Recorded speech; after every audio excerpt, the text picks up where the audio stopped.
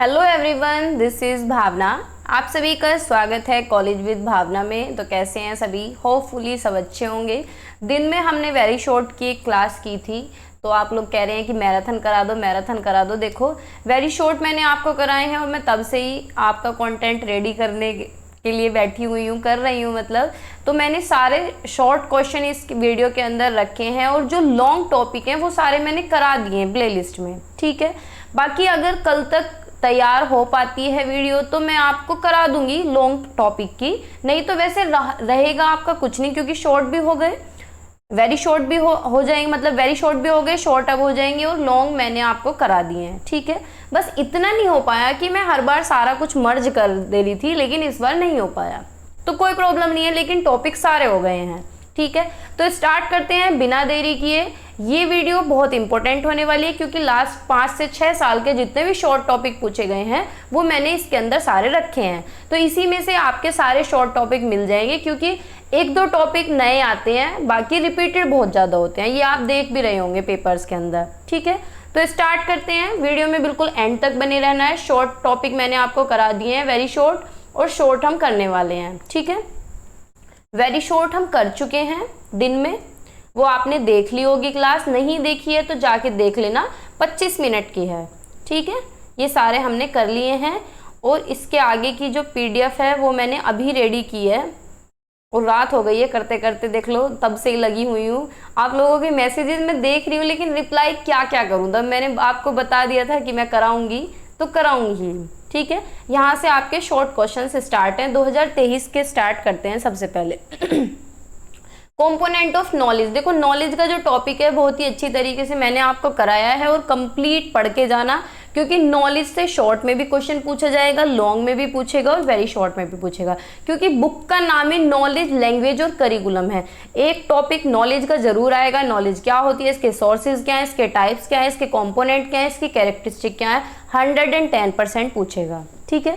Curriculum के बारे में जरूर पूछेगा, करिकुलम क्या होता है, करिकुलम के प्रिंसिपल क्या है, करिकुलम की कैरेक्टरिस्टिक क्या है, वो भी मैंने आपको कराया हुआ है। मतलब ओवरऑल जो टॉपिक बार बार पूछे जाते हैं वो मैंने सब आपको कराए हुए हैं। सिर्फ एक टॉपिक बचा है एपिस्टिमोलॉजी का, वो भी मेरे माइंड में है, ठीक है। अगर मौका लगा तो सुबह तक करा दूंगी, सुबह में करा दूंगी। कंपोनेंट्स ऑफ नॉलेज स्टार्ट करते हैं। नॉलेज के कौन कौन से घटक हैं? तो नॉलेज क्या है, नॉलेज किस पे आधारित होती है भाई? फैक्ट पे बेस्ड होती है ना, तथ्य पे। तो एक कंपोनेंट क्या हुआ? फैक्ट हुआ। Basic pieces of information, pen कुछ ज्यादा ही पतला हो रहा है। Basic pieces of information that are accepted as true and verifiable, यानी जो इंफॉर्मेशन होती है, नॉलेज होती है, यानी तथ्य पे आधारित होती है, वो ट्रू भी हो सकते हैं, एक्सेप्टेड एज ट्रू और वेरीफिएबल, यानी जिन्हें सत्य और सत्यापन योग्य माना जाता है। दूसरा, कंसेप्ट पे आधारित होती है, यानी जो मेंटल रिप्रेजेंटेशन, जो हमारे दिमाग में ऑर्गेनाइज इंफॉर्मेशन होती है, ठीक है। प्रोसीजर पे बेस्ड होती है, प्रिंसिपल्स पे बेस्ड होती है, ये भी इसके कंपोनेंट के अंदर आते हैं। आगे चलते हैं, थ्योरीज भी इसके अंदर आती हैं, यानी systematic explanation of observed phenomenon, यानी जो भी हम ऑब्जर्व करते हैं उसका एक सिस्टमेटिक एक्सप्लेनेशन। स्किल्स इसके अंदर आती हैं कंपोनेंट्स के अंदर, यानी proficiency acquired through practice and experience, यानी जो भी दक्षता जो भी हमारे अंदर प्रोफिशिएंसी आती है वो कैसे आती है? प्रैक्टिस के थ्रू, एक्सपीरियंस के through. Enabling effective performance in various activities, जो विभिन्न गतिविधियों में प्रभावी प्रदर्शन को सक्षम बनाती है, ठीक है।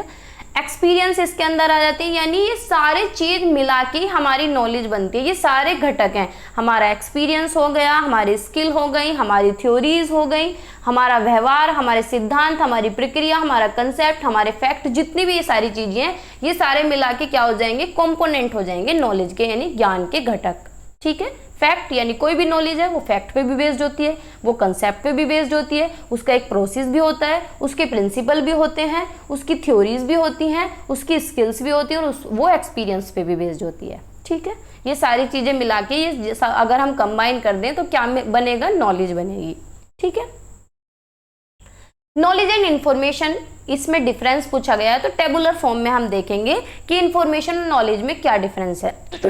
भाई इंफॉर्मेशन क्या होता है? कोई भी किसी ने आपको बात बताई, वो एक तरीके से सूचना हो गई, आपको पता चला कि आपके गांव में, मोहल्ले में कोई काम हो रहा है, तो वो एक इंफॉर्मेशन हो गई।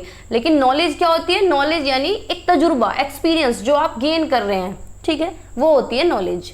तो पढ़ते हैं, information is organised data about someone, यानी किसी के बारे में ऑर्गेनाइज डेटा हुआ, किसी के बारे में कोई भी बात हुई, या फिर कोई भी चीज या कोई भी बात कहीं से आई, जैसे कि कोई भी चीज आपने सीखी या कुछ चीज आपको पता चली, कोई भी इंफॉर्मेशन आपको पता चली, किसके द्वारा? टेलीविजन के द्वारा, इंटरनेट के द्वारा। तो इंफॉर्मेशन इज फैक्ट और data being systematically presented in each context, यानी इंफॉर्मेशन एक तरीके से क्या हो गया? कोई भी तथ्य है, ठीक है। जैसे समाचार आपने देखे, तो समाचार में आप क्या लेते हैं?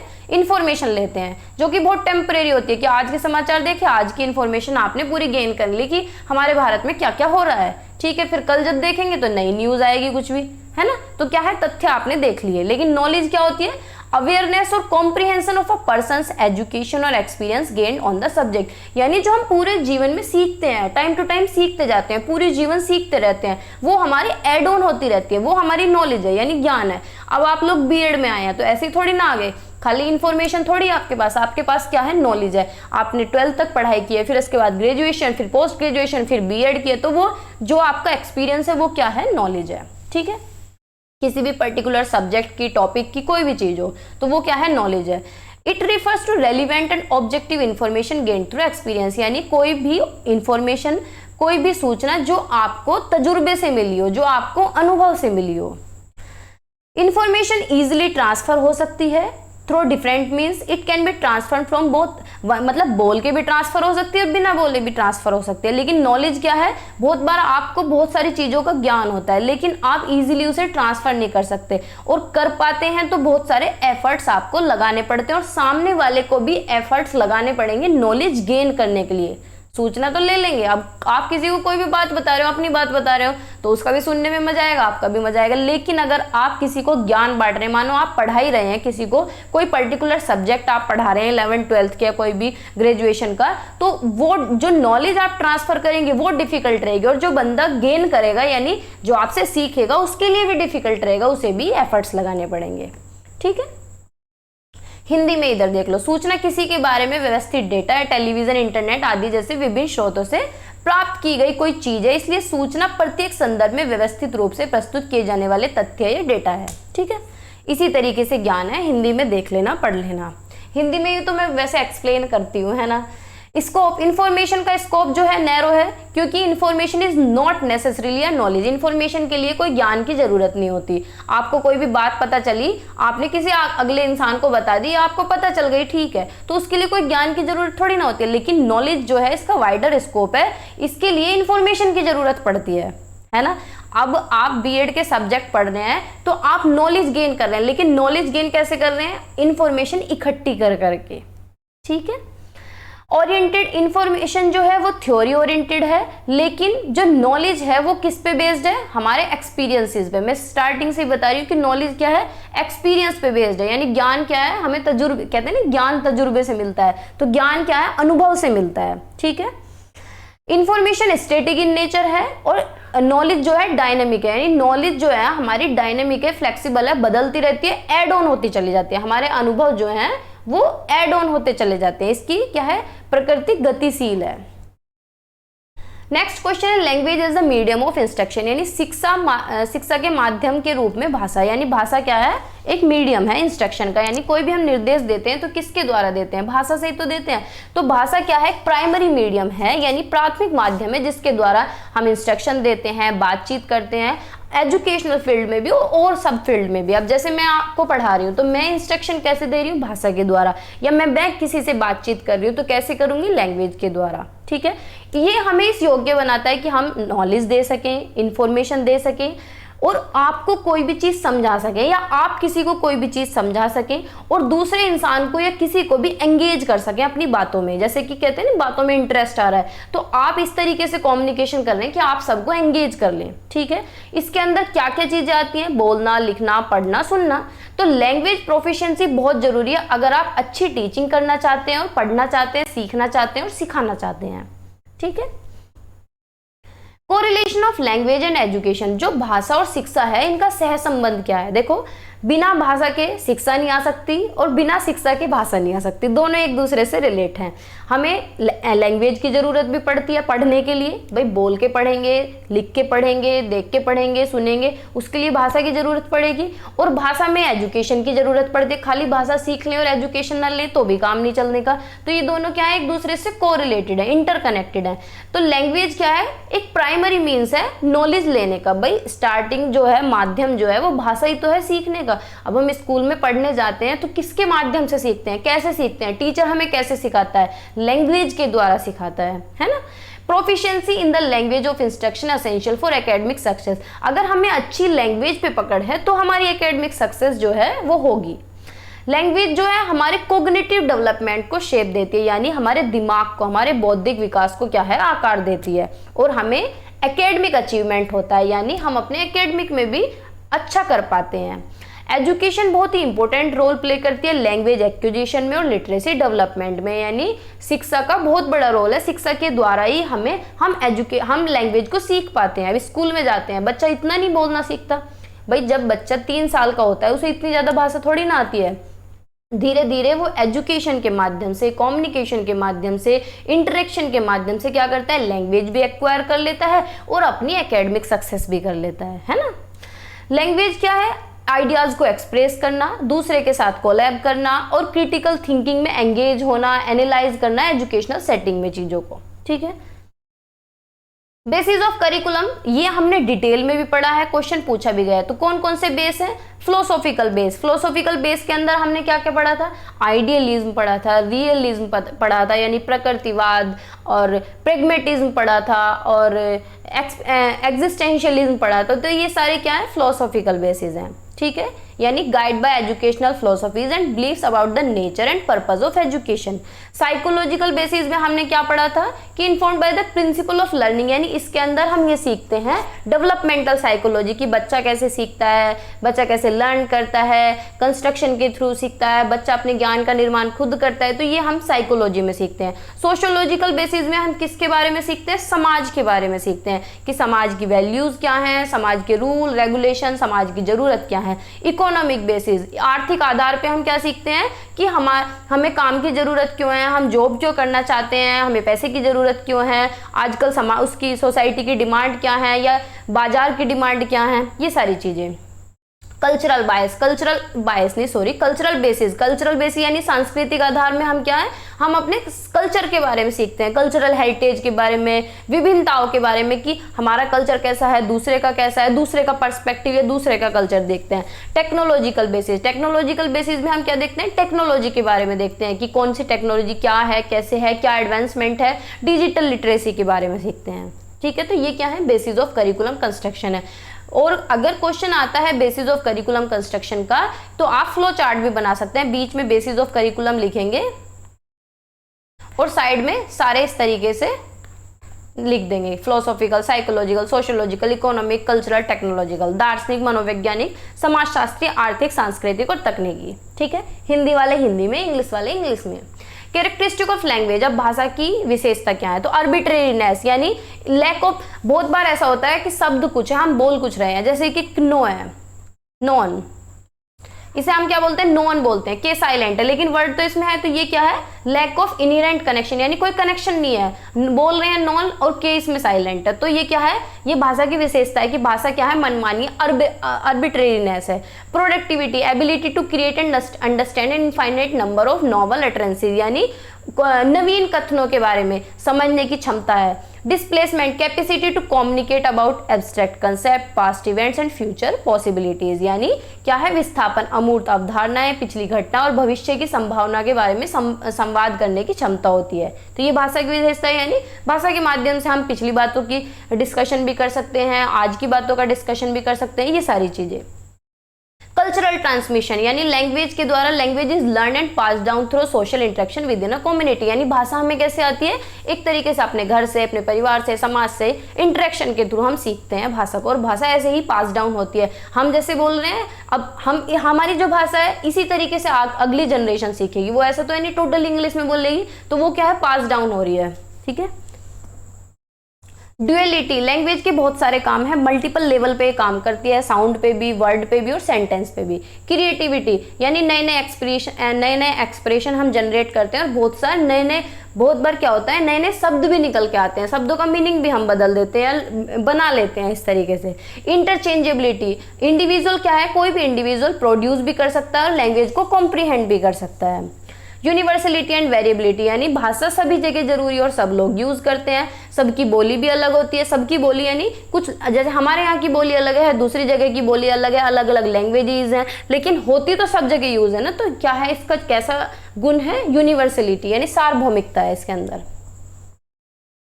एक्सप्लिसिट नॉलेज, एक्सप्लिसिट नॉलेज क्या है, स्पष्ट ज्ञान। एक्सप्लिसिट नॉलेज होती है, देखो सिंपल अगर समझो, एक्सप्लिसिट नॉलेज होती है जो ज्ञान हम शेयर कर सकते हैं, समझा सकते हैं, एक दूसरे को बता सकते हैं। जैसे कि आप लोग है, मैथ है, मैथ क्या है, एक तरीके से एक्सप्लिसिट नॉलेज है, आप दूसरे को समझा सकते हैं, इजीली दूसरा समझ जाएगा, फॉर्मल तरीके से भी और वैसे भी अगर समझाना चाहते हैं तो वैसे भी समझ जाएगा। तो एक्सप्लिसिट नॉलेज क्या है, वो इन्फॉर्मेशन जो कि कॉन्शियसली रिकॉग्नाइज हो जाएगी, आर्टिकुलेट हो जाएगी और इजीली कम्युनिकेट हो जाएगी क्लियर तरीके से और फॉर्मल मैनर में, यानी औपचारिक तरीके से आप इसका क्या कर सकते हैं, संप्रेषण कर सकते हैं, इजीली इसे कोडिफाई कर सकते हैं, डॉक्यूमेंटेड और ट्रांसफर कर सकते हैं, तो लिख के या फिर वर्बल इंस्ट्रक्शन के द्वारा।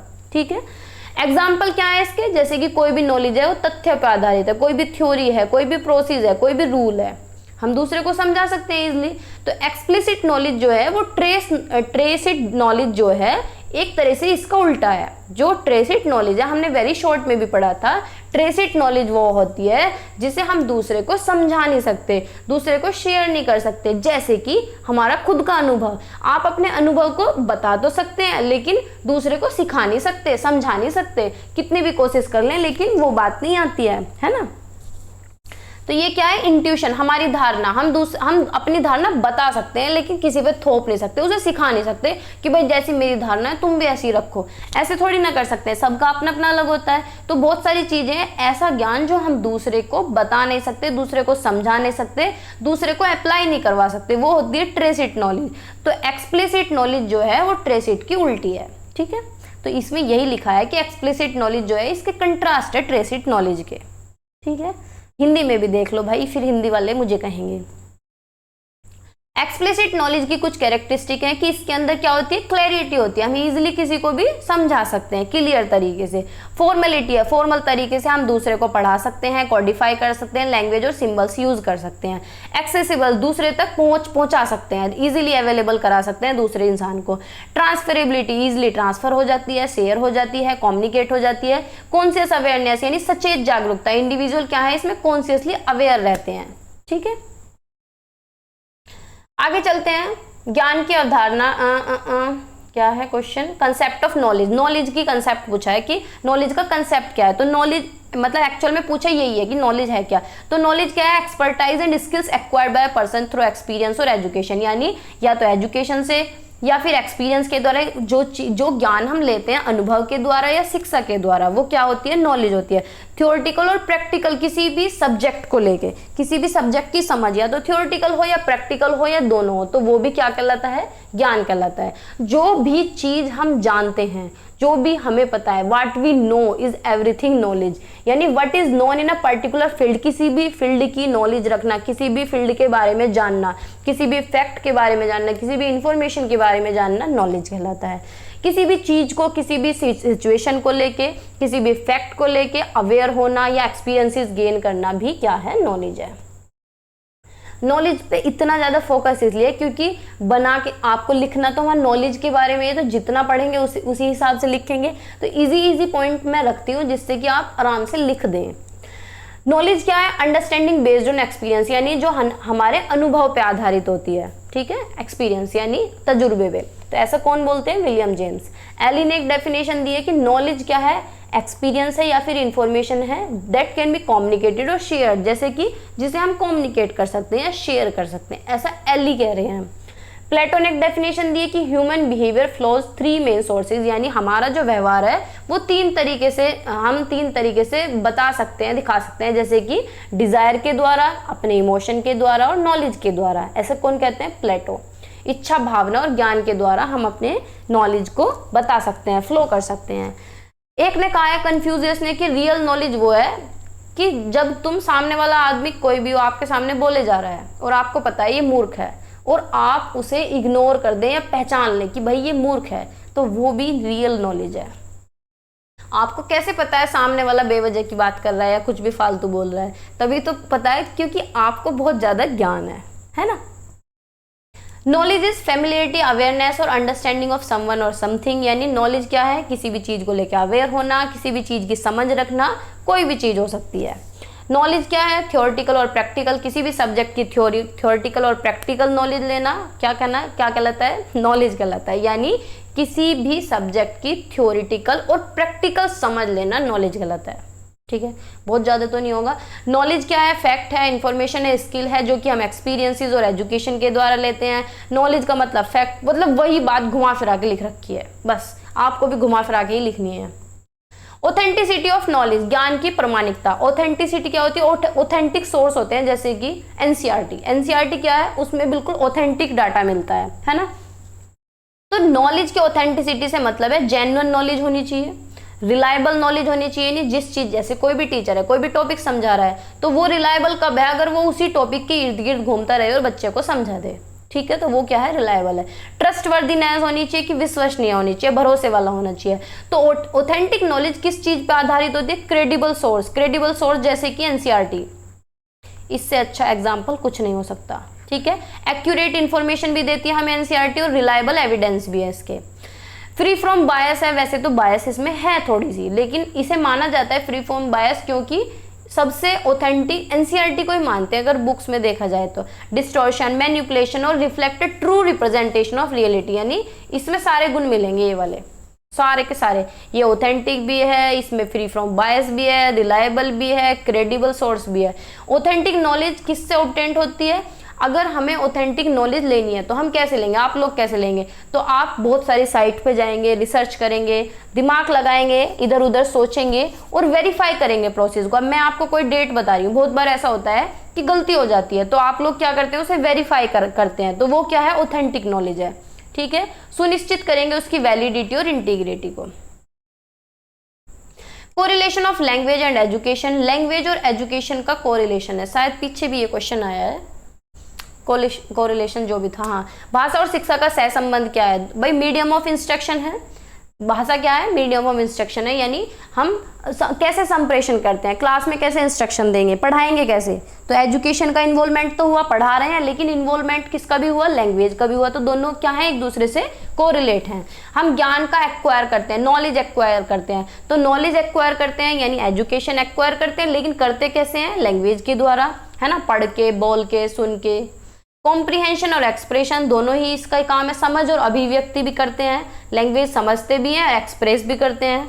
एजुकेशन भी समझते भी हैं और एजुकेशन हम गेन भी करते हैं, उससे लर्निंग भी करते हैं। क्रिटिकल थिंकिंग और एनालिसिस, यानी हमारी थिंकिंग भी डेवलप होती है, दोनों से ही, लैंग्वेज से भी हमारी सोच विकसित होती है और शिक्षा से भी।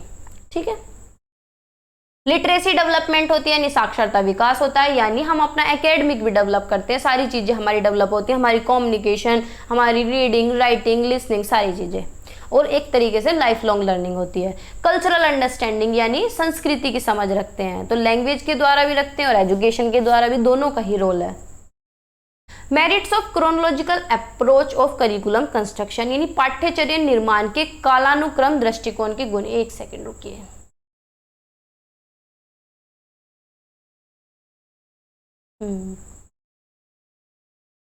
मैं बीच बीच में देखती रहती हूँ, बहुत बार ऐसा हुआ है कि मैंने पूरी क्लास रिकॉर्ड की है और रिकॉर्डिंग ऑन नहीं की है, तो डबल मेहनत मेरे साथ हुई है, तो बीच बीच में देखती रहती हूँ कि हाँ रिकॉर्डिंग चल रही है नहीं चल रही है। चलो स्टार्ट करते हैं दोबारा। Merits of chronological approach of curriculum construction, यानी पाठ्यचर्या निर्माण के कालानुक्रम दृष्टिकोण के गुण। तो क्या है कालानुक्रम? यानी क्या एक तरीके से हायरार्की बन रही है करिकुलम कंस्ट्रक्शन के, तो उसके गुण क्या है कि भाई डेवलपमेंटल कंटिन्यूटी यानी विकासात्मक निरंतर यानी निरंतर विकास होना। तो align with student cognitive development ensuring smooth progression यानी छात्रों का संज्ञानात्मक विकास के साथ साथ क्या हो रहा है, उनकी प्रगति भी हो रही है। लॉजिकल सीक्वेंस यानी करिकुलम कंस्ट्रक्ट जो है उसका एक फायदा ये भी है कि सारी चीजें हमें क्या मिलती है, सीक्वेंस मिलती है, एक लॉजिकल ऑर्डर में मिलती हैं। और जो भी हम कुछ पढ़ते हैं वो हमें कैसे पढ़ाया जाता है, प्रायर नॉलेज पे, यानी ऐसे ही नहीं क्लास में कोई भी आया पढ़ाना शुरू कर दिया। कैसे पढ़ाते हैं, हमें कुछ भी पढ़ाया जाता है तो पहले ये देखा जाता है कि बच्चों को आता कितना है ना। कंटेक्चुअल अंडरस्टैंडिंग यानी places concept with in historical context enhancing comprehension यानी कोई भी हिस्ट्री के संदर्भ में चीजें बता के हमारी समझ को विकसित करना। इंटरडिसिप्लिनरी कनेक्शन यानी एक सब्जेक्ट को दूसरे सब्जेक्ट से कनेक्ट करके पढ़ाना, ये भी इसका गुण है। कल्चरल एप्रिसिएशन यानी सांस्कृतिक प्रशंसा करना। क्रिटिकल थिंकिंग डेवलप करना, बढ़ावा देना सोच को। एंगेजमेंट बच्चों को एंगेज करना, अप्लाई करना, जो भी नॉलेज है उसे रियल वर्ल्ड में अप्लाई करना। रिटेंशन यानी याद रखना, अवधारणा करना, दिमाग में चीज़ों को कनेक्ट कर पाना। होलिस्टिक लर्निंग करना यानी सारी चीज़ों को समझना। प्रिंसिपल ऑफ करिकुलम कंस्ट्रक्शन, कौन कौन से प्रिंसिपल हैं? प्रिंसिपल बहुत सारे हैं लेकिन शॉर्ट हैं तो थोड़े से रखे हैं। Principle of activity and experience, जब हम करिकुलम बना रहे होते हैं तो हमें क्या ध्यान में रखना है, हमें करिकुलम में सिर्फ थ्योरी नहीं पढ़ानी है, हमें करिकुलम ऐसा रखना है कि बच्चा अपने ज्ञान का निर्माण करे। कैसे सीखे? एक्टिविटीज के माध्यम से सीखे, एक्सपीरियंस के माध्यम से सीखे। Principle of flexibility, changeability and individual difference, देखो अगर आपको क्वेश्चन को बड़ा करना है तो आप कैसे करेंगे, ये अगर आपको पूरा प्रिंसिपल याद है तो ये तीन प्रिंसिपल एक जगह मर्ज हैं, ये एक जगह जुड़े हुए हैं। Principle of flexibility, principle of changeability, principle of individual difference. Flexibility का क्या मतलब है? लचीलापन, यानी पाठ्यक्रम ऐसा होना चाहिए बच्चे की नीड एबिलिटी के अकॉर्डिंग होना चाहिए कि जहाँ चेंज की जरूरत है वहाँ चेंज कर सकें। ठीक है, तो दोनों कंसीडर हो गए। इंडिविजुअल डिफरेंस यानी क्लास में इतने सारे बच्चे होते हैं, करिकुलम ऐसा होना चाहिए कि बच्चों के अकॉर्डिंग होना चाहिए, चाइल्ड सेंटर्ड होना चाहिए, बच्चे की नीड के अकॉर्डिंग होना चाहिए, जिससे कि हर एक इंडिविजुअल का ध्यान रखा जाए। प्रिंसिपल ऑफ यूटिलिटी यानी करिकुलम ऐसा होना चाहिए कि ऐसा नहीं है आज हम पढ़ रहे हैं तो हमारे आज ही काम आ रहे हैं, यानी फ्यूचर में भी काम आए, जिससे कि हम लाइवलीहुड कर सकें, अपना घर चला सकें, कमा सकें, खा सकें। ठीक है, आगे चलते हैं। एपिस्टीमोलॉजी क्या है? एपिस्टीमोलॉजी यानी क्या बोलते हैं? ज्ञान मीमांसा, हिंदी में शायद, हाँ ज्ञान मीमांसा बोलते हैं। एपिस्टीमोलॉजी क्या है? ये फिलॉसफी की एक ब्रांच है, आपने फर्स्ट ईयर में भी पढ़ा था। बोरिंग भी लगता है टॉपिक और है भी बहुत ईजी। ये एक फिलॉसफी की ब्रांच है जिसके अंदर क्या पढ़ा जाता है? नॉलेज के बारे में पढ़ा जाता है कि भाई जो हम नॉलेज लेते हैं ये कहाँ से आई है, क्या इसका स्कोप है, क्या इसका ओरिजिन है, क्या इसका नेचर है। बस यही सारी चीजें एपिस्टीमोलॉजी के अंदर है। एपिस्टीमोलॉजी सारे क्वेश्चन से भरी हुई है कि भाई ज्ञान क्या है, ज्ञान कहाँ से आया, ज्ञान की प्राप्ति कैसे हुई, सबसे पहले ज्ञान किसे आया होगा, लोग कैसे जानते हैं, लोग क्या जानते हैं तो क्यों जानते हैं। ये सारे क्वेश्चन नॉलेज के अंदर है। मतलब अब मजाक लग रहा है लेकिन ये है सारे क्वेश्चन एपिस्टीमोलॉजी है। एपिस्टीमोलॉजी का मतलब ही ये है कि नॉलेज क्या है, कहाँ से आया ज्ञान, कितना ज्ञान है, क्या, अगर तुम्हें नॉलेज है तो तुमने कहाँ से नॉलेज ली है, अगर तुम जानते हो तो तुम कैसे जानते हो। तो ये सारी चीजें किसके अंदर आती हैं?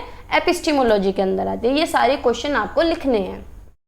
देखो ये रहा, व्हाट इज नॉलेज, नॉलेज क्या है, नॉलेज तुम कैसे एक्वायर करते हो, हाउ डू पीपल नो, लोग कैसे जानते हैं, नॉलेज कैसे गेन करते हैं, हाउ डू वी नो, हम कैसे नॉलेज गेन कर रहे हैं, व्हाट वी नो, हमें क्या पता है। ये सारे क्वेश्चन किसके अंदर आते हैं? एपिस्टीमोलॉजी के अंदर आते हैं। तो epistemology investigate the criteria for what constitute knowledge, the process through which knowledge is obtain, यानी नॉलेज कहाँ से आई है, नॉलेज कैसे ऑब्टेन हुई है, क्या सोर्सेज है नॉलेज के। ये सारी चीजें किसके अंदर आती हैं? ज्ञान मीमांसा के अंदर आती हैं। ये सब कहलाता है मिलके ज्ञान मीमांसा। ठीक है, एपिस्टीमोलॉजी ऑफ जॉन डीवी। अब जॉन डुई की ज्ञान मीमांसा क्या थी, यानी इनके थॉट क्या थे। तो जॉन डुई क्या है? एक अमेरिकन फिलोसोफर थे, एक एजुकेशनल रिफॉर्मर थे, जिन्होंने अपना योगदान दिया किसके फील्ड में? ज्ञान मीमांसा के फील्ड में, यानी ज्ञान की खोज में। इन्होंने देखा कि ज्ञान कैसे आता है, क्यों आता है, कैसे लोग ज्ञान लेते हैं, और इन्होंने और किस में योगदान दिया? प्रैग्मेटिक अप्रोच में। ठीक है, कुछ की पॉइंट हैं डीवीज के एपिस्टीमोलॉजी के। पहला है एक्सपीरियंस और इंक्वायरी यानी अनुभव और पूछताछ। तो डीवी जोड़ देते हैं कि एक्सपीरियंस का बहुत बड़ा रोल है नॉलेज एक्वायर करने में, यानी जॉन डी कहते हैं कि भैया हमें नॉलेज तब आती है जब हम एक्सपीरियंस हो, जब हम अनुभव करेंगे, चीज़ों को अप्लाई करके देखेंगे, इंक्वायरी करेंगे, एनवायरनमेंट के साथ इंटरेक्ट करेंगे, तब हमें क्या मिलती है, नॉलेज मिलती है। ठीक है। दूसरा पॉइंट है प्रेगमेटिज्म। जॉन डुई क्या है, प्रेगमेटिज्म थे। इनका मानना था पोजिट that the value of knowledge lies in its practical application, यानी नॉलेज तब आती है जब हम चीज़ों को प्रैक्टिकली अप्लाई करके देखते हैं, उनकी यूजफुलनेस देखते हैं, यानी रियल वर्ल्ड में हम उन्हें अप्लाई करेंगे। तो नॉलेज कोई स्टेटिक नहीं है but evolves through problem solving and adaptation, यानी चेंज होती रहती है और एड ऑन भी होती रहती है। भाई ज्ञान है, ज्ञान कभी घटता नहीं है। आपने सुना है कि ज्ञान घटता है? कहते हैं ज्ञान बढ़ता है, बांटने से भी बढ़ता है, और अगर हम पढ़ रहे हैं, ले रहे हैं तो उससे भी बढ़ता है ना। रिफ्लेक्टिव थिंकिंग, डुई हाईलाइट करते हैं इंपॉर्टेंस ऑफ रिफ्लेक्टिव थिंकिंग, जिसके अंदर है critical analysis, evaluation of experience to derive meaning and understanding, यानी जो हमें ज्ञान है उसका मूल्यांकन करना, जो हमारे अनुभव है उनका मूल्यांकन करना, जिससे उनसे भी हम मीनिंग निकाल सकें और अपनी समझ विकसित कर सकें। ठीक है। लर्निंग बाय डूइंग पे फोकस करते हैं जॉन डी कहते हैं कि हम कैसे सीखते हैं, करके सीखते हैं, एक्सपीरियंसेस के थ्रू सीखते हैं। ठीक है। सोशल कंटेक्स्ट, और ये कहते हैं कि हम समाज में सीखते हैं, समाज में रह के सीखते हैं, सामाजिक संदर्भ में सीखते हैं, और ये जोड़ देते हैं कोलाबोरेशन पे और कम्युनिकेशन पे। ठीक है। What do you mean by social structure, यानी सामाजिक संरचना से क्या समझते हैं? सामाजिक संरचना यानी समाज की संरचना, जिसमें समाज के रिश्ते नाते या रिश्तेदार सब आ जाते हैं। ठीक है, सोसाइटी पूरी आ जाती है। तो सामाजिक संरचना क्या है? एक पैटर्न है जिसमें समाज के रिश्ते नाते आ जाते हैं, समाज के जितने भी इंस्टीट्यूशन हैं यानी संस्थाएं हैं वो आ जाते हैं, टुगेदर कंपोज, ये सारे मिलके क्या बनाते हैं? एक समाज को बनाते हैं। यानी ये एक हायरार्किकल अरेंजमेंट है जिसमें इंडिविजुअल और ग्रुप ऑफ सोसाइटी सब अपने रोल के अकॉर्डिंग, सब अपने स्टेटस के अकॉर्डिंग, रूल रेगुलेशन के अकॉर्डिंग और सोशल इंस्टीट्यूशन के अकॉर्डिंग रहते हैं। ठीक है। अब इसके अंदर कौन कौन आ जाते हैं? हमारा परिवार भी तो समाज है। एजुकेशन आ जाता है, एजुकेशन इंस्टीट्यूशन, रिलीजन धर्म से रिलेटेड, वहाँ भी हमारा समाज है, इकोनॉमी से रिलेटेड और गवर्नमेंट, ये सारी चीजें आ जाती हैं इसके अंदर। ठीक है। सामाजिक संरचना क्या है? ये शेप देती है किसी भी इंडिविजुअल के बिहेवियर को। हमारे बिहेवियर को कौन शेप देता है? समाज शेप देता है। हम इंटरेक्शन करते हैं समाज में और चीजों को देखते हैं, ग्रैब करते हैं, सीखते हैं। Schema theory of reading posit that comprehension is achieved by relating new information to pre existing knowledge, यानी कोई भी ज्ञान हम लेते हैं, कोई भी चीज हम लेते हैं, कोई भी इंफॉर्मेशन हम लेते हैं, लेकिन हम अपने ज्ञान का निर्माण कैसे करते हैं? पूर्व ज्ञान से जोड़ के, जो हमें पहले से नॉलेज है उससे रिलेट करके हम नई नॉलेज को क्या करते हैं? अचीव करते हैं। इसके अंदर की पॉइंट इंक्लूड है स्कीमेटा क्या है? मेंटल रिप्रेजेंटेशन या मेंटल फ्रेमवर्क, यानी कोई भी चीज हमने देखी वो अपने दिमाग में हमने इंफॉर्मेशन सेट कर ली। प्रायर नॉलेज क्या होती है? यानी पहले से हमें क्या नॉलेज है। भाई ऐसा तो है नहीं हमारा दिमाग बिल्कुल खाली है, हम कहीं गए किसी भी जगह, हमने नई नई चीजें वहां देखी तो वो हमारा स्कीमा बन गया, लेकिन पहले से भी तो हमारे दिमाग में कुछ था। तो यहाँ यानी इसके अंदर प्रायर नॉलेज भी होती है। टॉप डाउन प्रोसेसिंग, यानी comprehension start with the readers expectation and prior knowledge, यानी कोई भी चीज की हम समझ विकसित करते हैं तो कैसे विकसित करते हैं? अपनी प्रायर नॉलेज के बेस पे। इंटरेक्टिव प्रोसेस, यानी reading involves N interaction between the readers existing knowledge and the new information in the text, यानी अगर जैसे टीचर क्लास में पढ़ाने आया तो टीचर अपना इंटरेक्शन कैसे करेगा? पहले ये देखेगा कि हमें पहले से क्या पता है और फिर नई इन्फॉर्मेशन देगा। ठीक है। प्रिडिक्टिंग और इन्फरिंग, यानी स्कीमेटा अलाउ करता है, स्कीमेटा यानी हम जो स्कीमा बनाया हुआ है वो अलाउ करता है कि हम अनुमान भी लगाएं और किसी भी चीज का मीनिंग भी निकालें। ठीक है। मीनिंग ऑफ इंटीग्रेटेड करिकुलम, एकीकृत पाठ्यक्रम का क्या अर्थ है? एकीकृत इंटीग्रेटेड करिकुलम हमने वेरी शॉर्ट में पढ़ा था। इंटीग्रेटेड करिकुलम यानी एक सब्जेक्ट को दूसरे सब्जेक्ट से कनेक्ट करके पढ़ना। तो इंटीग्रेटेड करिकुलम क्या है? एक एजुकेशनल अप्रोच है जिसमें हम एक सब्जेक्ट के एरिया को दूसरे सब्जेक्ट से क्या करते हैं? इंटरकनेक्ट करते हैं, जिससे कि बच्चा एक होलिस्टिक तरीके से सीख ले। मतलब उसे ये ना लगे कि इतने सारे सब्जेक्ट अलग अलग पढ़ रहे हैं, वो क्या है? उन्हें एक इंटरकनेक्टेड मैनर में पढ़े और होलिस्टिक तरीके से पढ़े। वही चीज आगे लिखी हुई है कि instead of teaching subject in isolation, ऐसा नहीं है कि हम हर एक सब्जेक्ट को अलग अलग तरीके से पढ़ाएं, हमें क्या करना है? सारे सब्जेक्ट को ब्लेंड कर देना है, इंटीग्रेट कर देना है, जिससे कि बच्चा समझ भी सके और रियल वर्ल्ड में अप्लाई भी कर सके। इस अप्रोच का ये भी उद्देश्य है कि लर्निंग इससे क्या होगी? बच्चा अच्छी तरीके से, मीनिंगफुल तरीके से सीखेगा, एक सब्जेक्ट को दूसरे सब्जेक्ट से जोड़ के सीखेगा, अपनी रियल लाइफ में अप्लाई करेगा, उसका सोचना, उसका विचारना, उसकी क्रिटिकल थिंकिंग बढ़ेगी, उसका समस्या समाधान कौशल बढ़ेगा और वो नॉलेज को ईजिली ट्रांसफर भी कर सकता है। ठीक है। इंटर सब्जेक्ट को रिलेशन क्या है, बिल्कुल उसके जैसा ही है, अंतर विषय सह संबंध, ये भी बिल्कुल सेम है, यानी लिंक कर देना, नॉलेज को लिंक कर देना, जैसे कि हम लिंक करते हैं या फिर लिंक करके हम पढ़ते हैं कि हमने अपने दिमाग में कोई भी एक तरीके से लिंक बना लिया, अच्छा करिकुलम है, इसमें भी करिकुलम है, उसमें भी करिकुलम है, तो एक ही सब्जेक्ट का करिकुलम पढ़ लेता हूँ, बस दूसरे में काम आ जाएगा। तो हम क्या है, लिंक करके, इंटीग्रेट करके कंटेंट को पढ़ते हैं, स्किल्स को, कंसेप्ट को, एक सब्जेक्ट से दूसरे सब्जेक्ट के साथ। ठीक है। इससे हमारी समझ विकसित होती है, हम नॉलेज को अप्लाई कर पाते हैं, स्किल्स डेवलप होती हैं अलग अलग संदर्भ में, अलग अलग डिसिप्लिन में। और वही पिछले वाली बात है कि ये क्या बढ़ावा देता है, हमारी समझ को बढ़ावा देता है, हमारी समझ विकसित करता है, हमारे एक्सपीरियंसेस को जोड़ता है, एक एक्सपीरियंस को दूसरे एक्सपीरियंस के साथ जोड़ता है और हमारी आलोचनात्मक सोच को बढ़ाता है। एजम्पशंस ऑफ हिल्डर-टाबर मॉडल, एक सेकेंड, हिल्डर-टाबर मॉडल पूरा कंप्लीट नहीं पढ़ेंगे, सिर्फ इसके एजम्पशंस देखेंगे। एजम्पशंस यानी इसकी मान्यताएं क्या है। तो हिल्डर-टाबर मॉडल मानता है कि टीचर्स का इन्वॉल्वमेंट होना चाहिए, जब भी बच्चे पढ़ रहे हो, हम उनके साथ इंटरेक्ट कर रहे हैं, डेली हम इंटरेक्ट करते हैं, तो उसमें टीचर का इन्वॉल्वमेंट होना चाहिए, यानी teacher as the ones who interact with student daily are the best position to design the curriculum. Needs based, यानी किसकी नीड पे आधारित होना चाहिए करिकुलम, बच्चे की नीड पे आधारित होना चाहिए, यानी किस पे होना चाहिए, needs of student, society and subject matter, यानी मेन प्रायोरिटी किसको देनी है, हमें बच्चे को देनी है। इंडक्टिव अप्रोच पे फोकस करता है, यानी बच्चे को हम पहले एग्जांपल्स दें, उसे इजी चीजें सिखाएं, फिर जनरलाइजेशन पे जाएं, यानी पहले हम बच्चे को क्या है, इजी तरीके से पढ़ाएं या इजी चीजें पढ़ाएं, फिर हार्ड पे जाएं। कंटिन्यूअस रिवीजन पे फोकस करता है, यानी ये कहता है कि कंटिन्यूअस रिवीजन होना चाहिए और बच्चे का मूल्यांकन भी कंटिन्यूअस होना चाहिए, यानी उसे फीडबैक टाइम टू टाइम मिलता रहे। एक्टिव लर्निंग होनी चाहिए, यानी बच्चे तब अच्छे तरीके से सीखेंगे जब वो एक्टिवली एंगेज होंगे, real world problem solving activities उन्हें कराई जाएंगी, यानी वो अपनी नॉलेज को अप्लाई करेंगे रियल वर्ल्ड में। प्रिंसिपल ऑफ करिकुलम कंस्ट्रक्शन, अगर इतना ही क्वेश्चन पूछा जाता तो जो प्रिंसिपल हमने पढ़ रखे हैं वही लिख देते, लेकिन उन्होंने पूछा अकॉर्डिंग टू सोशियोलॉजी, ये सब इल्झाने वाली बात होती है। तो अगर सोशियोलॉजी को ध्यान में रख के पूछा है तो सोशियोलॉजी को ही ध्यान में रखेंगे। The sociological principle of curriculum construction emphasise क्या है भाई, सोशल रेलिवेंट होने चाहिए, यानी करिकुलम ऐसा होना चाहिए जिसके अंदर सोसाइटी की नीड्स, सोसाइटी के इशू, सोसाइटी के चैलेंजेस ध्यान में रखे जाएं। ठीक है, यानी समाज में जो चीजें चल रही है वो रेलिवेंट होना चाहिए करिकुलम के अंदर। कल्चरल इंक्लूसिविटी होनी चाहिए, यानी किसी भी संस्कृति के साथ कोई भी भेदभाव नहीं होना चाहिए, हमें सारी संस्कृति को क्या करना है, बढ़ावा देना है और बच्चों के अंदर समझ भी विकसित करनी है अलग अलग संस्कृति को लेके। सोशल रेस्पॉन्सिबिलिटी यानी सामाजिक जिम्मेदारी का भी एक तरीके से भाव बच्चे के अंदर विकसित होना चाहिए कि बच्चा क्या है, समाज में एक जिम्मेदार नागरिक बन सके। कम्युनिटी इन्वॉल्वमेंट भी होना चाहिए, यानी समुदाय की भी भागीदारी होनी चाहिए कि हम सभी स्टेक होल्डर्स को इन्वॉल्व कर ले। स्टेक होल्डर्स कौन होते हैं, स्कूल में जिनका इन्वॉल्वमेंट होता है, जैसे कि पेरेंट्स है, टीचर्स हैं, एडमिनिस्ट्रेशन है, आस पड़ोसी, कम्युनिटी मेंबर, सारे लोग सोसाइटी के। इक्विटी और एक्सेस यानी क्या है, करिकुलम ऐसा होना चाहिए कि हर बच्चे तक पहुंचो, उसकी हर बच्चा पढ़ पाए, चाहे उसका सोशियो इकोनॉमिक बैकग्राउंड कुछ भी हो।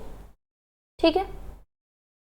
Flexible theory of curriculum development, अब देखो क्वेश्चन को कैसे घुमाता है। फ्लेक्सिबल थ्योरी कोई वैसे अलग से तो ये थ्योरी कहीं है नहीं, लेकिन करिकुलम डेवलपमेंट की इन्होंने फ्लेक्सिबल थ्योरी पूछे, तो फ्लेक्सिबल जहां भी वर्ड आ जाए या करिकुलम में कहीं फ्लेक्सिबिलिटी आ जाए तो यानी फ्लेक्सिबल का मतलब होता है कि बच्चे के नीड्स के अकॉर्डिंग चीजों को चेंज करना या फिर बदलते टाइम के साथ चेंज होना, या फिर बच्चे की डिमांड के अकॉर्डिंग, बच्चे की एबिलिटी के अकॉर्डिंग, बच्चे के इंटरेस्ट के अकॉर्डिंग चीजें चेंज होना। तो देखो फ्लेक्सिबल थ्योरी ऑफ करिकुलम जो है कैरेक्टराइज्ड बाय एडेप्टेबिलिटी, यानी एडेप्टेबिलिटी का मतलब ही अनुकूलन होता है, यानी एडजस्ट करना हमें बच्चे की नीड्स के अकॉर्डिंग या फिर एजुकेशनल नीड्स के अकॉर्डिंग।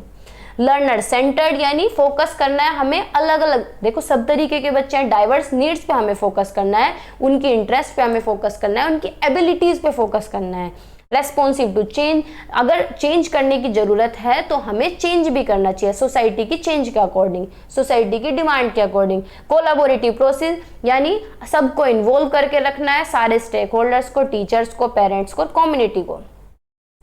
कंटिन्यूअस इंप्रूवमेंट होना चाहिए, यानी ऑनगोइंग असेसमेंट हो और फीडबैक हो, यानी फीडबैक मिलता रहे, बच्चे का मूल्यांकन भी होता रहे, सबका मूल्यांकन होता रहे, करिकुलम भी इंप्रूव होगा, बच्चे का भी इंप्रूवमेंट होगा और सारे स्टेक होल्डर्स का भी इंप्रूवमेंट होगा। करिकुलम और सिलेबस में क्या डिफरेंस है? देखो, करिकुलम क्या होता है भाई? करिकुलम अब तक हम पढ़ते आ रहे हैं, पूरा कोर्स करिकुलम होता है, सेट ऑफ ऑब्जेक्टिव करिकुलम होता है, पूरा एंटायर एजुकेशन इंस्टीट्यूशन प्रोग्राम सारा करिकुलम के अंदर आ जाता है। यानी जो भी कॉलेजेस स्कूल के अंदर जो भी सारा काम है वो करिकुलम के अंदर आता है, चाहे सब्जेक्ट हो, चाहे पढ़ाई हो, चाहे ऑफिशियल वर्क हो, चाहे एक्टिविटीज हो, चाहे एक्स्ट्रा करिकुलर एक्टिविटी हो, सब किसके अंदर आ जाती है? करिकुलम के अंदर आ जाती है ना। तो ये क्या है? ब्रॉड और कॉम्प्रिहेंसिव है, इसके अंदर सारा एजुकेशनल प्रोग्राम आ जाता है। लेकिन सिलेबस क्या होता है? सिलेबस हमारा जैसे कि 11th क्लास का सिलेबस, कोई भी एक सब्जेक्ट का सिलेबस, आपका एक सब्जेक्ट का सिलेबस, तो ये क्या है? नैरो है और किसी भी स्पेसिफिक सब्जेक्ट पे फोकस करता है, कोर्स पे। इसके अंदर सारे goal, objective, learning experience, assessment method, यानी सारी चीज आ जाती है। लेकिन सिलेबस के अंदर क्या आते हैं? टॉपिक आ जाएंगे, रीडिंग्स आ जाएंगी, असाइनमेंट आ जाएंगे, या फिर कोई पर्टिकुलर कोर्स आ जाएगा या सब्जेक्ट आ जाएगा। इसकी ड्यूरेशन जो होती है भाई, करिकुलम ऐसा तो है नहीं आज करिकुलम सेट करो कल चेंज कर दिया, नहीं, ये क्या है? पूरी साल चलता है, पूरे डिग्री प्रोग्राम चलता है। बीएससी का 3 साल का करिकुलम एक बार में रिलीज हो जाएगा, 3 साल तक कुछ चेंज नहीं होगा, ठीक है। सिलेबस क्या है? सिंगल कोर्स, यानी 1 साल का सिलेबस होता है, अगले साल फिर दूसरा मिलेगा, या फिर 6 महीने का सेमेस्टर का होता है, फिर अगले साल अगले सेमेस्टर में दूसरा मिलेगा।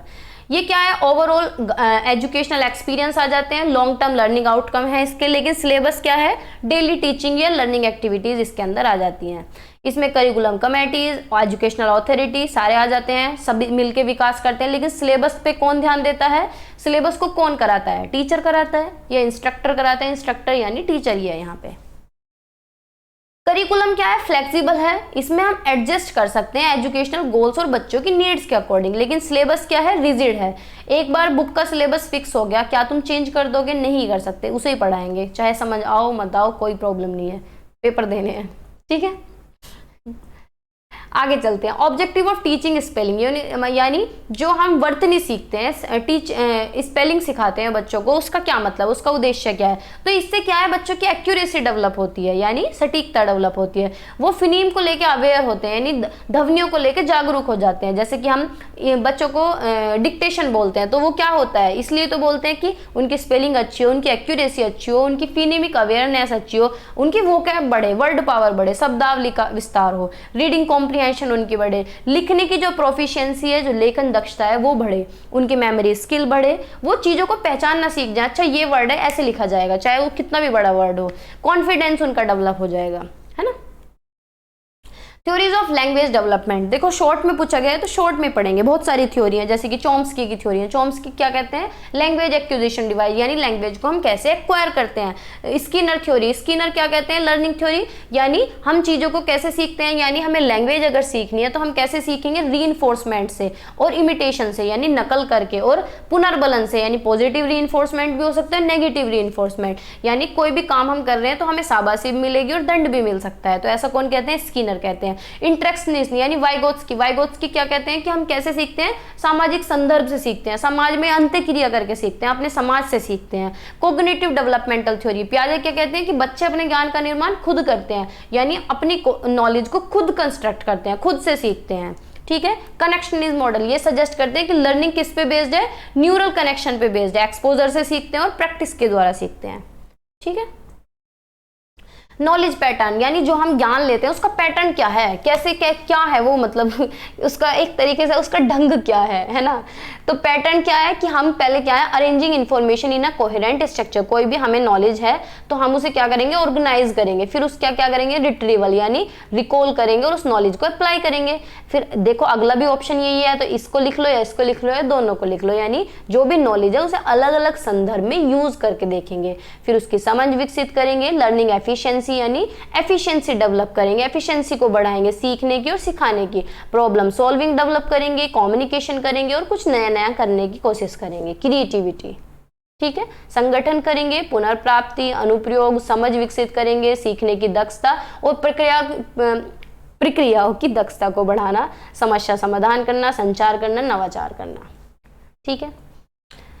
कॉजेज ऑफ डिफेक्टिव प्रोनाउंसिएशन, बहुत बार बच्चे क्या है कोई भी वर्ड बिल्कुल सही से नहीं बोल पाते, उनकी प्रोनाउंसिएशन बहुत ही ज़्यादा बेकार होती है, गलत होती है, गलत सलत कुछ भी उटपटांग बोलते हैं, शब्द बिल्कुल सही नहीं बोल पाते। तो उसका कारण क्या हो सकता है कि भाई उन्हें सुनने में दिक्कत हो, कि उन्हें उनकी हियरिंग इम्पेयरमेंट है, इस वजह से उनकी प्रोनाउंसिएशन बेकार हो गई हो, या उन्हें बोलने में प्रॉब्लम हो सकती है, कोई भी डिसऑर्डर हो सकता है, स्पीच डिसऑर्डर, ठीक है, वाणी विकार हो सकता है, कोई भी लैंग्वेज इंटरफेरेंस हो सकता है, इनकरेक्ट प्रोनाउंसिएशन या सेकंड लैंग्वेज, यानी कैसे, जैसे कि बिल्कुल गांव देहात से कोई है, मानो चलो मैं ही हूँ, मैं कितनी भी सही तरीके से बोल लेती हूँ तो बीच में मेरी जो लैंग्वेज है वो टच कर जाती है गाँव की लैंग्वेज, तो लैंग्वेज इंटरफेयर कर सकती है, इस वजह से भी डिफेक्टिव प्रोनाउंसिएशन हो सकती है ना। इतना ज़्यादा होता नहीं है, मजाक की बात है वैसे ही। लैक ऑफ फिनेटिक अवेयरनेस, यानी उन्हें फिनीम की नॉलेज नहीं है, इस वजह से हो सकता है। लिमिटेड एक्सपोजर हो सकता है कि भाई आस पड़ोसी ऐसे ही बोलते हैं तो इस वजह से उनकी प्रोनाउंसिएशन अच्छी नहीं है। एनाटोमिकल इशू हो सकता है, कोई भी मुंह में प्रॉब्लम हो सकती है, जैसे कि तालू में प्रॉब्लम हो सकती है, स्पीच में प्रॉब्लम हो सकती है, कोई भी इसी तरीके की दिक्कत हो सकती है, यानी शारीरिक मुद्दे भी हो सकते हैं, ठीक है। आगे चलते हैं। Validity of knowledge, validity of knowledge क्या है? नॉलेज, वैलिडिटी ऑफ नॉलेज यानी ज्ञान की वैधता क्या है? तो ज्ञान कैसा होना चाहिए? एक्यूरेट होना चाहिए, ठीक है, सटीक होना चाहिए, भाई झूठ तूफान नहीं होना चाहिए, बिल्कुल भी रिलायबल होने चाहिए, जिस चीज की तुम नॉलेज दे रहे हो वो बिल्कुल क्या होनी चाहिए? विश्वसनीयता होनी चाहिए, रेलिवेंट होनी चाहिए। देखो अगला वर्ड रेलिवेंट ही हो गया, है ना। कोहेरेंट होनी चाहिए, यानी फिट होनी चाहिए, जो भी तुम कहानी सुना रहे हो, जो भी बात तुम कर रहे हो, वो उसी के इर्द गिर्द घूमनी चाहिए। एम्पेरिकल सपोर्ट होना चाहिए, यानी अनुभवजन्य समर्थन होना चाहिए, ठीक है। प्रोनाउंसिएशन स्किल क्या है? उच्चारण कौशल क्या है? उच्चारण कौशल यानी फिनीम को लेके अवेयरनेस होना, साउंड को लेके। प्रोनाउंसिएशन स्किल यही तो होती है कि हम फिनीम से कितने अवेयर हैं, रिकॉग्नाइज करना साउंड को। Stress, correctly emphasise certain syllables within word, syllables का पता होना चाहिए। इंटोनेशन, ये पता होना चाहिए। अब जैसे कि हम रीडिंग कर रहे हैं, कोई भी चैप्टर रीड कर रहे हैं, तो इंटोनेशन होता है आवाज का ऊपर नीचा होना, यानी हमें कहाँ फुल स्टॉप पे आवाज थोड़ी कम करनी है, कहाँ ऊंची करनी है, तो इंटोनेशन होता है rise and fall of voice, ठीक है, यानी आवाज का उत्थान और पतन, देखो लिखा हुआ है हिंदी में। रिदम, हमें ये होना चाहिए टाइमिंग और फ्लो ऑफ स्पीच, किस टाइम पे कैसा फ्लो हमें रखना है, कैसे हमें पढ़ना है, क्या हमारी रिदम होनी चाहिए, क्या हमारी आर्टिकुलेशन अभिव्यक्ति होनी चाहिए, कि कैसे हम टंग्स को, लिप्स को, माउथ को यूज़ करेंगे स्पीच, मतलब बोलते हुए, पढ़ते हुए। अब जैसे कि स्कूल टाइम पे आपने देखा होगा कुछ स्टूडेंट इस तरीके से रीड करते थे कि पता ही नहीं चल रहा है बोल रहे हैं, मुंह बंद है ना। तो आर्टिकुलेशन होना चाहिए। एसेंट यानी प्रोनाउंसिएशन में एक तरीके से देसी तड़का, है। जैसे कि किसी ने कमेंट की हुई थी कि मैडम आप इस तरीके से बोलती हो, तो ये क्या है? एसेंट यानी using the pronunciation pattern characteristic of native speaker, ठीक है, यानी देसी वक्ताओं की विशेषता वाले उच्चारण पैटर्न का उपयोग करना। जैसे कि एसेंट यूज करके कौन पढ़ाते हैं? एग्जाम्पल के लिए खान सर, तो वो क्या है, वो कोई भी विदेशी लैंग्वेज यूज नहीं करते, वो क्या है, बच्चों को इस तरीके से पढ़ाते हैं कि उन्हें मजा भी आए, मनोरंजन भी हो। क्या उन्हें लैंग्वेज अच्छी नहीं आती होगी? भाई इतने अच्छे लेवल पे जा रहे हैं जो लोग, तो मतलब नॉर्मल सी बात है, डेवलप हो जाती है। अगर लैंग्वेज ना भी हो अच्छी तो भी अच्छी हो जाती है, तो वो क्यों पढ़ाते हैं उस एसेंट में? जिससे कि सबको अच्छे से समझ आए। Ways to improve writing skill, यानी लेखन कौशल सुधारने के तरीके, कैसे हम राइटिंग स्किल को सुधार सकते हैं? कि भाई हम रीडिंग ज़्यादा से ज़्यादा करें, जितनी ज़्यादा रीडिंग करेंगे हमारी वोकैब अच्छी होगी, वर्ड पावर अच्छी होगी, और हम इतने ही अच्छे सेंटेंस लिख पाएंगे। डेली लिखने की प्रैक्टिस करें। फीडबैक लें कि देखना कैसे लिखा है, क्या है, कहाँ इंप्रूवमेंट की ज़रूरत है। किससे फीडबैक लेंगे? टीचर से, पीयर से, मेंटर से, ठीक है। रिवीजन करें, एडिट करें जहाँ पे ज़रूरत हो। एक्सपेंड, अपने वर्ड पावर बढ़ाएं, यानी शब्दावली का विस्तार करें। ग्रामर पढ़ें ज़्यादा से ज़्यादा। राइटिंग टूल्स यूज़ करें, राइटिंग टूल यानी डिक्शनरी यूज़ करें, ग्रामर चेकर्स यूज़ कर सकते हैं, ठीक है।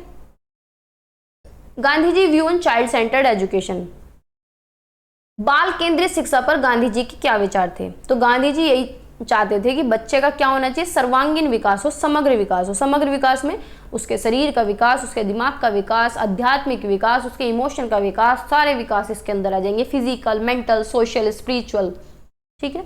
Learning by doing, Gandhi ji का ये फोकस था कि बच्चे क्या है, एक्टिविटीज करके सीखें, हस्तकला करके सीखें। आर्ट एंड क्राफ्ट पे इनका फोकस था, है ना। आर्ट एंड क्राफ्ट पे फोकस था इनका कि क्या है, हाथ की कला होना चाहिए। अगर हाथ की कला आपके पास है तो आप कहीं भी लाइवलीहुड कर सकते हैं, कमा के खा सकते हैं। सेल्फ रिलायंट हो, यानी अपने ऊपर, अपने पैरों पे खड़े हो, इंडिपेंडेंट हो। मोरल एजुकेशन पे भी गांधी जी का ध्यान था। गांधी जी कहते हैं कि बच्चे को मोरल एजुकेशन यानी नैतिक शिक्षा भी दी जानी चाहिए। कंटेक्चुअल लर्निंग होनी चाहिए, नहीं उसको उसके संदर्भ में समझाओ, उसे उसके एनवायरनमेंट की, उसके कल्चर की नॉलेज दो। टीचर का रोल था फैसिलिटेटर में, यानी टीचर क्या है, बच्चों को ऑथोरिटेटिव नहीं, एक तरीके से बस सुविधादाता की तरह काम करे, बस सपोर्ट करे, गाइड करे, ठीक है। What do mean by curriculum framework? Curriculum framework क्या है भाई? एक प्लान है जिसके अंदर सारे goals, standard, content, learning experience, instructional strategies, assessment method, यानी सारी चीज आ जाते हैं। जो भी एक एजुकेशनल प्रोग्राम में चीजों की जरूरत पड़ती है वो सारे किसके अंदर आते हैं? पाठ्यचर्या रूपरेखा के अंदर आ जाते हैं। हमारे लक्ष्य क्या है, हमारे मानक क्या है, हमारी सामग्री क्या है, सीखने का अनुभव कैसा है, निर्देश कैसे देंगे, रणनीतियां क्या रहेंगी, विधियां क्या रहेंगी, वो सारी किसके अंदर आ जाती है? पाठ्यचर्या रूपरेखा के अंदर आ जाती है, ठीक है। वेरियस मॉडल्स ऑफ करिकुलम, देखो ये क्वेश्चन वैसे तो आता नहीं है, आ गया तो पढ़ लेते हैं। देखो आप लोगों के लिए टफ हो सकता है, इसमें टेलर मॉडल हो जाएगा, हिल्डर-टाबा मॉडल हो जाएगा। 2 मॉडल शायद मैंने रखे हैं, 3 रखे थे, नहीं 2 ही रखे हैं। 2 इसलिए रखे हैं क्योंकि इन दोनों से तो जब भी आपकी जान पहचान है। आप खौफमैन मॉडल भी है, ठीक है, लेकिन इतने ज्यादा पढ़ के क्या ही करना है, 2 मॉडल याद कर लो। वैसे ये क्वेश्चन पूछा नहीं जाएगा, अगर पूछा जाता है तो लिख लेना। Tyler model objective based approach पे इसका फोकस है। स्टेप इसके देख लीजिए कि डिफाइन क्लियर एजुकेशनल ऑब्जेक्टिव, यानी पढ़ने के उद्देश्य और एजुकेशन के ऑब्जेक्टिव क्या से होने चाहिए? क्लियर होने चाहिए। Select learning experience to achieve these objective, जो ऑब्जेक्टिव हमने सेट करे हैं उनके लिए लर्निंग एक्सपीरियंस सेलेक्ट करेंगे, फिर उन लर्निंग एक्सपीरियंस को ऑर्गेनाइज करेंगे और फिर इवेल्युएट करेंगे, ठीक है। इसकी स्ट्रेंथ क्या है कि स्ट्रक्चर्ड एंड सिस्टमेटिक होना चाहिए, क्लियर फोकस ऑन गोल्स, अपने फोकस हमारे जो गोल हैं, हमारे जो लक्ष्य हैं वो कैसे होने चाहिए? बिल्कुल क्लियर होने चाहिए, हमें अपने आउटकम पे फोकस करना है। इसकी लिमिटेशन क्या है, सीमाएं क्या है? रिजिड हो सकता है और may not account for individual student need and creative, बच्चे की नीड्स को ध्यान में ना रखा जाए, ये इसका नेगेटिव पॉइंट हो सकता है। हिल्डर-टाबा मॉडल जो है इंडक्टिव, इसे इंडक्टिव मॉडल भी बोलते हैं। ये क्या है? टीचर ड्रिवन है और इंडक्टिव अप्रोच है। ये इसमें सारा फोकस किस पे रहता है? बच्चे पे रहता है, चाइल्ड सेंटर्ड पे। इसके ये स्टेप है कि हम क्या है, कोई भी नीड है उसे डायग्नोज करेंगे पहले, फिर उसके ऑब्जेक्टिव सेट करेंगे, फिर कंटेंट को सेलेक्ट करेंगे, फिर कंटेंट को ऑर्गेनाइज करेंगे, फिर लर्निंग एक्सपीरियंस यानी सीखने के जो अनुभव हैं उन्हें इकट्ठा करेंगे, फिर उन्हें ऑर्गेनाइज करेंगे जो सीखने के अनुभव हैं, फिर इवेल्युएशन करेंगे और फिर देखेंगे कि बैलेंस बन रहा है नहीं बन रहा है, ठीक है। ऐसे याद कर लेना, अभी एमएड में भी ये क्वेश्चन आया था, डायग्नोज फॉर्मुलेट, ये तो आपको याद रहेंगे कि डायग्नोज करेंगे हम, फिर फॉर्मुलेट करेंगे, फिर उसके बाद एसओ, ठीक है, और डीसी। इससे आप स्टेप नहीं बोलेंगे, वैसे तो जरूरत नहीं है, शॉर्ट में पूछा जाता है, लॉन्ग में भी पूछ सकता है। नॉलेज एंड स्किल, नॉलेज और स्किल में क्या डिफरेंस है? नॉलेज तो हम पढ़ते ही आ रहे हैं शुरू से। नॉलेज क्या है? किसी चीज के बारे में समझ, अवेयरनेस, फेमिलियर, एक्सपीरियंस, ये सारे नॉलेज के अंदर आ जाते हैं। लेकिन स्किल क्या होती है? स्किल होती है जो हम प्रैक्टिकल एबिलिटी हमारी होती है, हम चीजों को प्रैक्टिकली अप्लाई करके देखते हैं या प्रैक्टिकली सीखते हैं या फिर प्रैक्टिस से सीखते हैं, वो क्या होती है? हमारे कौशल होते हैं। इसका नेचर क्या है? नॉलेज थ्योरेटिकल होती है, कंसेप्चुअल भी होती है और एब्स्ट्रैक्ट भी होती है। लेकिन स्किल क्या है? स्किल प्रैक्टिकल होती है, एक्शनेबल होती है और टेंजिबल होती है। हम नॉलेज को एक्वायर कैसे करेंगे? एजुकेशन के द्वारा, पढ़ के, ऑब्जर्व करके, अनुभव से। लेकिन स्किल हम कैसे? स्किल हम प्रैक्टिस से डेवलप करेंगे। जितनी ज़्यादा हम प्रैक्टिस करेंगे, कहते हैं नहीं, जितने ज़्यादा प्रैक्टिस करेंगे उतने हमारे कौशल विकसित होंगे। अब जैसे कि लिखने की बात है, तो लिखने की जो स्किल है, अब कोई बहुत ज़्यादा तेज लिखता हो तो ऐसा तो है नहीं वो बचपन से ही तेज लिखता हो, वो कैसे तेज लिखता है, उसकी स्पीड कैसे बढ़ी? तो उसने क्या करा? डेवलप करा प्रैक्टिस के द्वारा। प्रैक्टिस के द्वारा अपनी राइटिंग स्किल को डेवलप किया, रिपीटेशन के द्वारा, हैंड्स ऑन एक्सपीरियंस, हाथों से अनुभव ले लेके, ठीक है। नॉलेज क्या है? Knowledge use to understand concept. Knowledge को हम कब यूज करते हैं? कोई भी कंसेप्ट हमें समझना हो, कोई भी डिसीजन हमें लेना हो, कोई भी प्रॉब्लम को सोल्व करना हो। लेकिन स्किल्स को हम कहाँ पे यूज करते हैं? कोई भी हमें काम करना हो, कोई भी एक्शन करना हो, है ना, कोई भी प्रदर्शन हमें करके दिखाना हो। मीजरमेंट, नॉलेज को हम मीजर कैसे नॉलेज को हम मीजर कैसे कर सकते हैं? मेरी जबान लड़खड़ा रही है, रात के 12:30 बज रहे हैं। कितना टाइम हो गया? 12:30 हो गए। सुबह आपको मिलेगी क्लास, 1 तो बज ही जाएगा अब। पूरा। मेजरमेंट क्या है, हम कैसे मेजर कर सकते हैं, टेस्ट के द्वारा, एस्से के द्वारा और डिस्कशन के द्वारा। स्किल्स को हम कैसे मेजर कर सकते हैं, भाई किसी के कौशल को हम कैसे देख सकते हैं, उसकी परफॉर्मेंस से। आप कोई काम करके दिखाइए, उसी के हिसाब से आपको लोग आंकेंगे कि हाँ भाई बहुत अच्छा काम किया है ना। डेमोन्स्ट्रेशन के द्वारा, प्रैक्टिकल एग्जाम के द्वारा। नॉलेज किस पे डिपेंड रहती है, हमारे कोग्निटिव प्रोसेस पे, हमारे दिमाग पे, हमारे बौद्धिक विकास पे, हमारे क्या है, हमारे संज्ञानात्मक विकास पे। लेकिन स्किल किस पे रिलेटेड रहती है, हमारे फिजिकल और मेंटल एबिलिटी पे। इसके एग्जाम्पल है knowledge of history, mathematics, science और कंसेप्ट। लेकिन स्किल क्या है, लिखने की, बोलने की कला, कोडिंग करने की, खाना बनाने की, देखो खाना आ गया है ना आगे चलते हैं, अरे खत्म हो गई बस। तो ये सारे शॉर्ट क्वेश्चन थे। अगर ये सारे आप कर लेते हैं, मुझे नहीं लगता एक भी क्वेश्चन आपका पेपर में रहेगा, इन्हीं से ही क्वेश्चन आएगा। इससे ज़्यादा एग्जामिनर वो देगा क्या, हमने सारे टॉपिक छोटे करके पढ़ लिए हैं। ठीक है, देखो ये क्लास आपको सुबह मिल जाएगी, सुबह में 6 बजे 7 बजे मैं अपलोड कर दूंगी। ठीक है, और लॉन्ग क्वेश्चन की मैंने पूरी प्लेलिस्ट बनाई हुई है, सारे लॉन्ग टॉपिक मैंने कराए हुए हैं। बस इतना है कि मर्ज नहीं हो पाए हैं।